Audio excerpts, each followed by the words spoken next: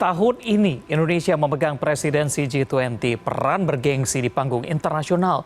Namun dinamika panggung politik luar negeri justru bergejolak saat Indonesia menjadi presiden G20. Meskipun forum G20 adalah forum ekonomi dunia, namun kondisi geopolitik dunia, terutama invasi Rusia di Ukraina, memengaruhi proses berjalannya forum G20. CNN Indonesia Road to G20 memiliki rangkuman peristiwa geopolitik apa saja yang terjadi selama Indonesia menjadi Presiden G20 2022. 10 bulan Indonesia memegang presidensi G20 sampai dengan G20 Summit Bali yang nantinya diselenggarakan November 2022 mendatang. Namun hingga saat ini, geopolitik dan geoekonomi masih terus memanas di saat Indonesia memegang presidensi G20. Peran paling bergengsi di panggung internasional, di mana invasi Rusia menjadi dominan pembahasannya. Lalu apa saja peristiwa geopolitik yang terjadi selama 10 bulan terakhir? Tidak mudah memegang presidensi G20 tahun ini. Di saat dunia sedang berjuang bangkit memulihkan kondisi ekonomi akibat pandemi, ditambah lagi dengan terjadinya perang antara Rusia dan Ukraina.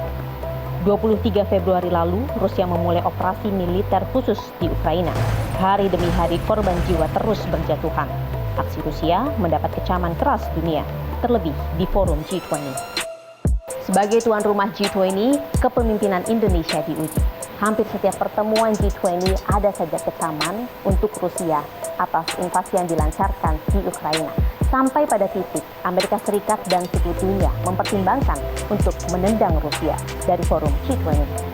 April lalu, di tengah pertemuan Komite Keuangan DPR, Menteri Keuangan Amerika Serikat Janet Yellen menyebutkan bahwa tidak ada ruang bagi Rusia. Dan setelah itu, juru bicara Kremlin, Dmitry Peskov, mengungkapkan secara tegas, apabila Rusia dikeluarkan dari forum G20, maka itu bukan bencana bagi Rusia. 5 bulan invasi dilancarkan, akhirnya Indonesia pun bertindak. Setelah melewati proses yang cukup panjang, pada Juni lalu, Presiden Joko Widodo menorehkan sejarah dengan mengunjungi Ukraina dan Rusia dengan misi perdamaian. Sebelum Jokowi, beberapa pemimpin negara sempat mengunjungi Ukraina, seperti Presiden Prancis Emmanuel Macron, Kanselir Jerman Olaf Scholz, Perdana Menteri Italia Mario Draghi, Perdana Menteri Inggris Boris Johnson, dan Sekretaris Jenderal Perserikatan Bangsa-Bangsa Antonio Guterres. Usai bertemu Presiden Volodymyr Zelensky di Ukraina dan Presiden Rusia Vladimir Putin di Rusia, Jokowi berkesimpulan bahwasannya perang dua negara itu masih akan lama. Saya bertemu dengan Presiden Putin selama dua setengah jam diskusi, ditambah dengan ketemu dengan Presiden Zelensky 1,5 jam saya berdiskusi. Saya menyimpulkan perang tidak akan segera selesai, akan lama. Kecaman pemimpin dunia atas invasi Rusia yang dilancarkan yang tak kunjung usai pun dibawa hingga ke sidang Majelis Umum PBB ke-77 di New York, Amerika Serikat. Kantor Komisaris Tinggi PBB untuk Hak Asasi Manusia mencatat, hingga September setidaknya tercatat 5.996 kematian warga sipil selama invasi Rusia ke Ukraina. 382 adalah anak-anak dan 8.848 orang terluka. Dunia menaruh harapan kepada G20 di hadapan pemimpin dunia di sidang Majelis Umum PBB ke-77 di New York, Amerika Serikat. Menteri Luar Negeri Retno Marsudi menyatakan bahwa G20 tidak boleh gagal jadi katalis pemulihan dunia. The whole world is pinning their hope on G20 to be catalyst of global economic recovery, especially for developing countries. G20 must not fail.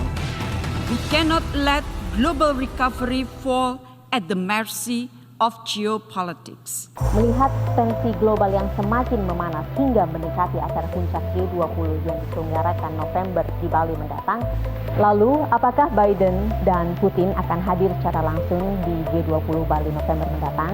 Saya sempat menanyakannya beberapa waktu lalu kepada Duta Besar Amerika Serikat dan Duta Besar Rusia yang ada di Indonesia. He stated his intention to be part of the. It will a lot depend on how the situation develops, and I mean different factors like COVID-19. Now, of course, it's going down, but what will happen in the near? Hopefully, it will remain this way. And But I can assure your viewers that the U.S. continues to support Indonesia's G20 leadership, and the fact that we had very senior ministers like Secretary of State Blinken and Treasury Secretary Yellen visit Bali for the G20 ministers, I think demonstrate our commitment to working with Indonesia to address these global challenges and to support Indonesia's leadership of the G20. Meskipun kedua negara belum memberikan jawaban yang pasti, Kementerian Luar Negeri mencatat beberapa negara sudah memberikan konfirmasi akan hadir secara langsung di G20 Bali November mendatang. Salah satunya yaitu Australia, Argentina, Afrika Selatan, Korea Selatan, Brazil, hingga Arab Saudi. Apapun yang terjadi, tentu peran dan tanggung jawab kepemimpinan Indonesia akan diperhitungkan. Karena momen yang hanya terjadi 20 tahun ini tidak hanya menjadi sorotan di forum G20, namun menjadi sorotan dunia.